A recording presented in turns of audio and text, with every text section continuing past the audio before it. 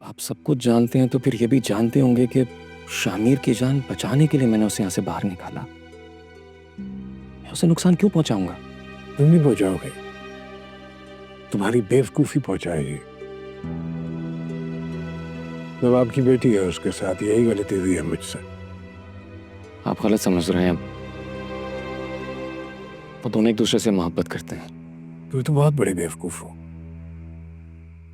ये दुनिया पर है बेटे, यहाँ मोहब्बत सिर्फ ताकत से की जाती है। मेरे ख्याल अपना ख्याल अपने तक ही रखो।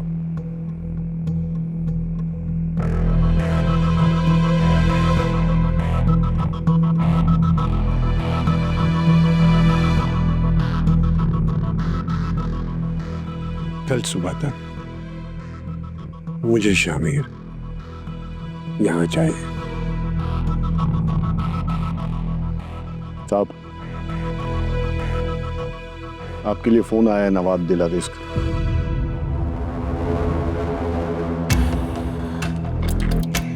शायद तुम अभी तक मेरी मौत की खबर के इंतजार में हो गया। थोड़ी देर पहले तक था, अब तक अंदाजा हो चुका था कि तुम जिंदा हो। खतरनाक दिमाग है तुम्हारा, हर बात का ठीक ठीक अंदाजा लगा लेते हो। चलो, इस बात का भी अंदाजा लगाओ कि मैं तुम्हें इस वक्त क्यों फोन कर रहा हूं। क्योंकि मेरा बेटा तुम्हारे पास है। नहीं, गलत। सिर्फ बेटा ही नहीं, भतीजी ये है। क्या चाहते हो? सब्र करो, अभी बात खत्म नहीं हुई। मामला कुछ ऐसे है कि पिछली मरतबा जब तुम्हारा बेटा मेरे पास था तो तुमने सारा का सारा दुनिया पर मुझे दे दिया था, लेकिन इस बार मेरे पास सिर्फ तुम्हारा बेटा और भतीजी नहीं, बल्कि कुछ लाशें भी हैं। लाशें? मरे हुए लोगों को लाशें कहते हैं ना, कि नहीं? तुम्हारे भाई की लाश, तुम्हारे खास आदमी शाबाश की लाश। खैर, फिलहाल मैं इसके बारे में बात नहीं करना चाहता कि मुझे लाशों के हिफ्स क्या चाहिए। मैं अभी दुनिया पर आ रहा हूं और मुझे यकीन है कि तुम मेरे पहुंचने से पहले अपने दिमाग के तमाम आदमियों को मेरे रास्ते से हटा दोगे। जहां तक लाशों की बात है वो कल बताऊंगा। मुझे मेरा बेटा वापस चाहिए। सब्र करो, इतनी जल्दी भी क्या है? पहले लाशें तो ले लो, उनको दफनाना भी तो आया तुमने। और मेरा ख्याल है कि मुझे ये कहने की जरूरत नहीं है कि जो तुम हवेली जला कर गए हो उसका हर जाना मेरे पहुंचने से पहले वहां पहुंचा देना। मुट्ठी भर करोड़ तो मुझे मिल चुके हैं, बाकी जो तुम मुनासिब समझो। बाकी बातें कर लूंगी, अपना ख्याल रखना।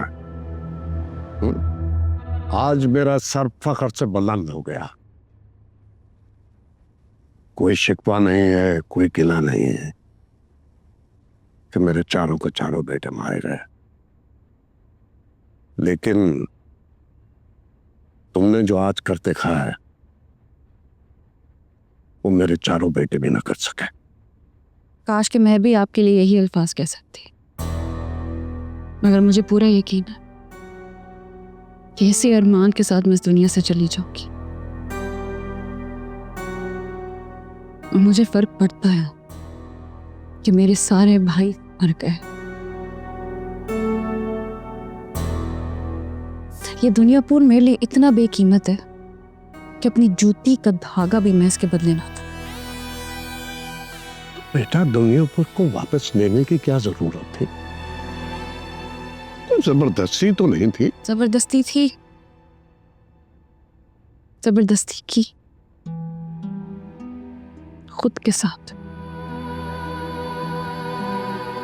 अपने अंदर बैठे एक जिंदा इंसान के साथ। मार डाला उसे, गला दबा दिया, सिसकियां सुनी मैंने उसकी।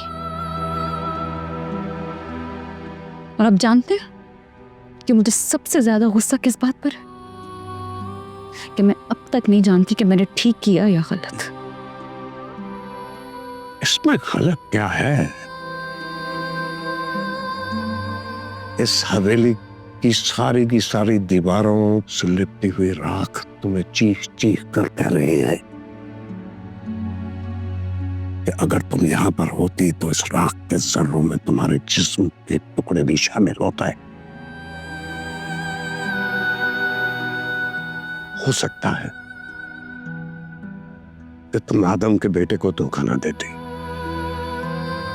लेकिन अगर उसे तुमसे पहले मौका मिल गया होता तो शायद वो तुम्हें धोखा दे देता। ये सब के सब है।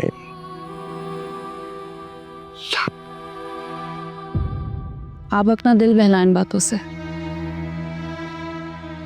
ज्यादा नहीं पर थोड़ा बहुत ज़मीर जिंदा था।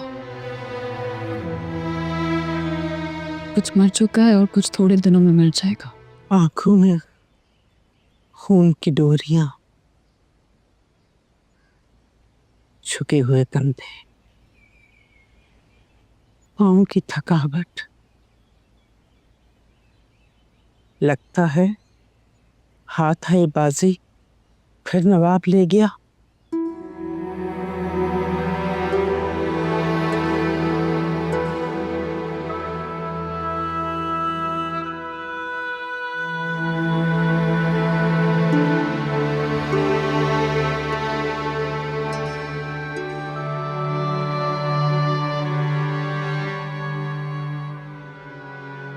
औरंगजेब मर चुका है माँ, शहबाज भी मर चुका है, शामीर और मदिया उसके कब्जे में।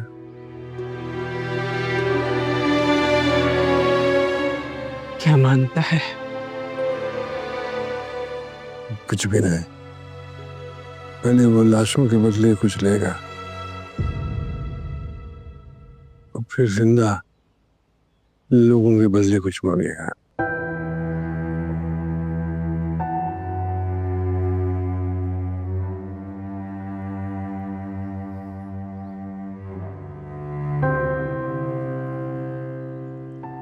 हिम्मत नहीं हारना, नहीं हारूंगा, आखिरी सांस तक लड़ना। लड़ूंगा।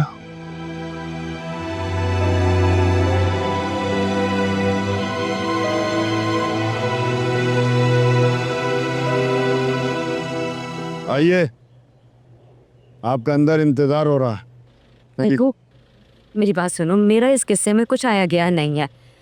तुम अगर मुझे यहाँ से भी जाने दो तो मैं तुम्हें अच्छी खासी बड़ी रकम दे सकती हूँ। आपने सारे रास्ते मुझसे यही कहा था और मैंने आपको क्या जवाब दिया? सिर्फ इनकार ही किया था। अभी भी मेरा जवाब यही है। चलिए। सुनो, तुम बहुत बड़ी बेवकूफ़ी कर रहे हो। देखिए, आप एक औरत हैं, इसलिए मेरे हाथ और बंदूक दोनों खामोश हैं।